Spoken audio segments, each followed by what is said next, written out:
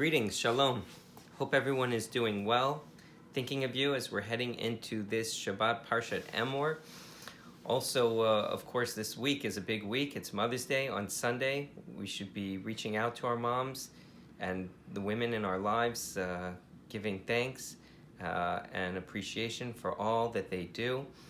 And for those whose moms are no longer in this world, to pray for them, to pray for their memories, and to think back with such gratitude and positive memories. Also, this Shabbat, we are looking ahead towards the holiday of Lag BaOmer.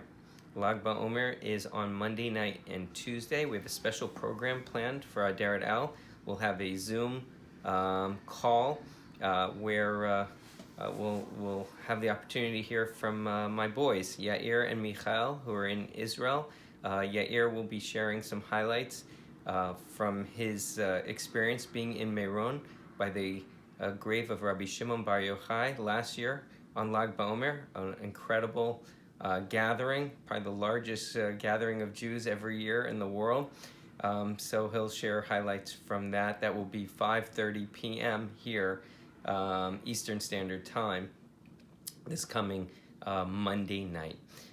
Came across a fascinating insight from Rav Avigdor Miller. Rav Avigdor Miller was a renowned rabbi in Brooklyn in the last generation, one of the great rabbis of the last era here in America. And Rav Avigdor Miller pointed out that during the 10 plagues, actually, and he quoted, I think, a Yerushalmi that said that during each plague, actually, there was a plague taking place at the same time, the plague of Dever, which is pestilence. And therefore, all the Jewish people as well had to go into their homes during these plagues. So during all 10 plagues. So Rav Avigdor Miller said, okay, so the Jewish people went into their homes, as it says, Dever Ba'ir Kanes Raglecha, when there's pestilence in the city, go back into your home. And Rabbi Miller asked, what went on in those homes of the Jewish people when they couldn't go outside? So of course, he said, what took place were discussions. Who is God? Why is God doing this? What is the power of God? And it's just riveting when you think about this with all that's going on outside today with this coronavirus in 2020. And what happened, Rav Miller said, is that these discussions went into the marrow of the bones of the Jewish people at that time. And now, when we sit down every year at our Pesach Seder, what we are discussing at our Pesach Sederim are echoes of those conversations that took place in the homes of the Jewish people in Egypt during the 10 plagues. And that should just make us, I think, step back and reflect on what are the discussions that are taking place in our homes today. What do we talk about? You know, we're all in isolation. We're in quarantine. We're sitting in our homes.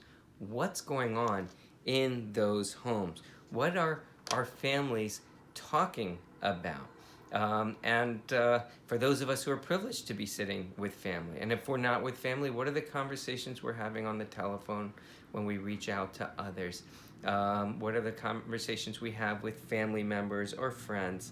I heard from Mrs. Abby Lerner. She shared that I think she said it was her sister's grandchildren were, that the grandson was a baby in a diaper with a pacifier in his mouth, just starting to talk.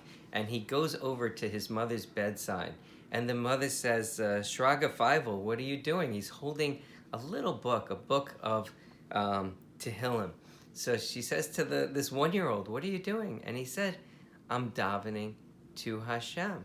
So she says back to him, she says, Shraga Feivel, what are you saying to Hashem? And he said back to her, I'm asking Hashem to take away this sickness. He was referring to the coronavirus that's just happened a few weeks ago.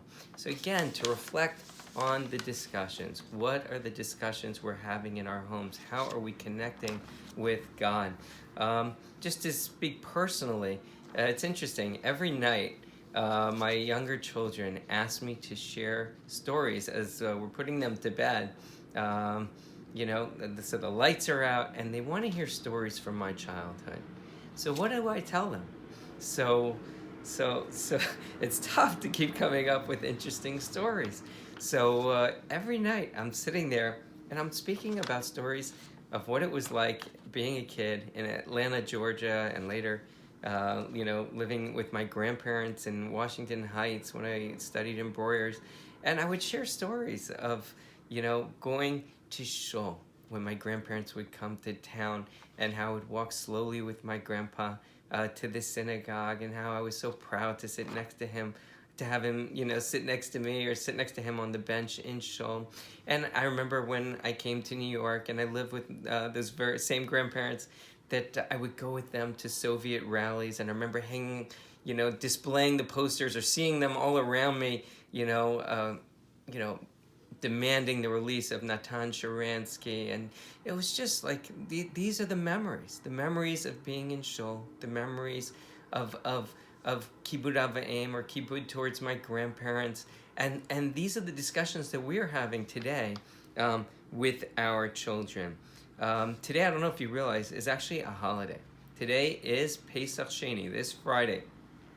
Pesach Sheni is the story in Parshat Ba'alocha, where the Jewish people, there were Jews who didn't get to bring the Pesach sacrifice.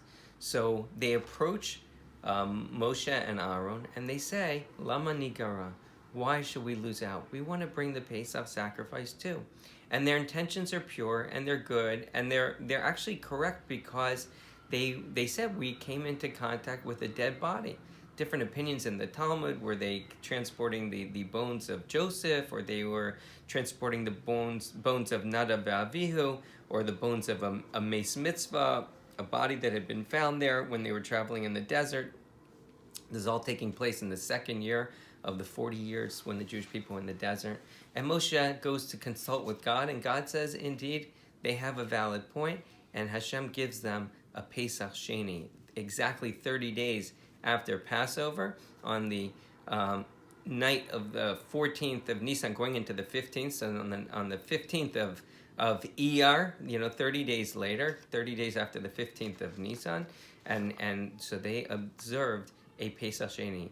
And the message, of course, is an idea of a second chance, that Hashem, when your intentions are pure and genuine, Hashem will give you a second chance. And maybe, just to conclude here, even as we are in quarantine, in isolation, we're separated from so many people that we're so close to. So here's our chance to just reflect, to think about the conversations that we are having, to try and step up our game to reconnect with Hashem, and to ask ourselves, what am I doing with my life? What am I doing to make it meaningful and worthwhile? Why did Hashem place me here? Lama nikara, why should I lose out? If maybe there's something I hadn't gotten right up until this point, maybe I can get it right now and recalibrate.